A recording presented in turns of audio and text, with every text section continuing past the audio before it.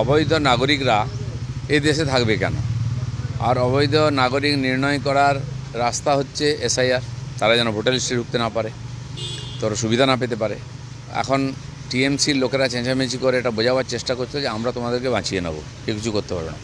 কিন্তু ওরা ভরসা করতে পারছে না। আর যেভাবে কড়াকড়িভাবে শুরু হয়েছে, আর এটা যত বেশি হয়, যত তাড়াতাড়ি হয়, তত ভালো হবে দেশের জন্য।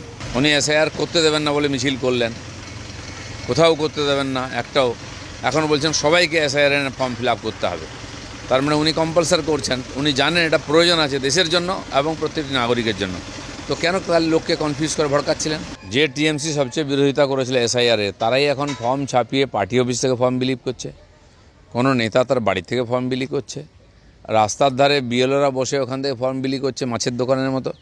তো এটা যে ট্রেনিং হয়েছে এবং যে নির্দেশ আছে নির্বাচন কমিশন, তার বিরুদ্ধে। প্রত্যেকটি ভোটারের বাড়িতে গিয়ে ফর্ম পৌঁছে দিতে আসতে হবে, তা নাহলে সবাই ফর্ম ফিল আপ করার সুযোগ পাবে না। বিহারের ভোট বেড়েছে, আর এটা আনন্দের কথা। এসআইআর করে যে লাভ হয়েছে বোঝা যাচ্ছে, কারণ যে ভুয়ো ভোটার প্রায় 65 লক্ষ বাদ গেছে, সেটাকে হিসাবের মধ্যে তারা হতো, তারা তো ভোট দিতে আসতো না বেশিরভাগই। ফলে তো ভোটের পার্সেন্টেজ কমে যেত। এখন অরিজিনাল ভোটাররা আছে, তাদের মধ্যে ভোট হচ্ছে বলে প্রায় 65% ভোট পড়েছে ওখানে। আর এটা গণতন্ত্রের পক্ষে ভালো।